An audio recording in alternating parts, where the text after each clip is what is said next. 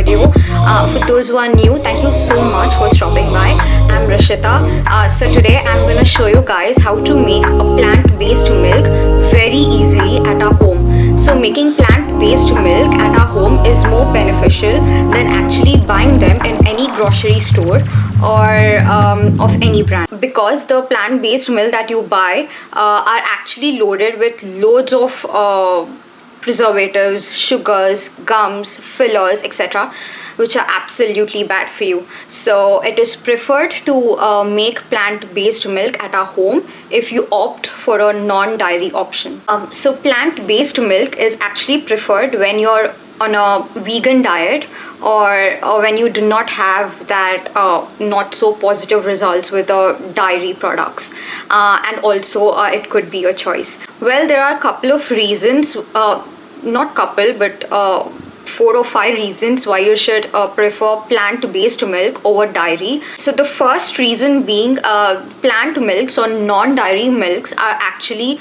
environment friendly, and the second reason is plant-based milk do not have any hormones. Cows are injected with hormones so that they provide more milk. So you get those harmful hormones by consuming the cow's milk. So these hormones are neither good for you nor for the cow. Third case, if you are a person who consume more of a milkshakes where you add banana or fruits or some kind of vegetables like avocado or spinach, it is always preferable to use plant-based milk or non-dairy milk. Plant-based milk is less in calories and has less fat comparatively. However, dairy milk of course has more calories and have more protein than non-dairy milk. Please check my description box below for more details. Also, I've attached the link to my milk maker that I used in this video in the description box below. So if you're interested, please check them out. So without doing any further delay, let's jump into the video.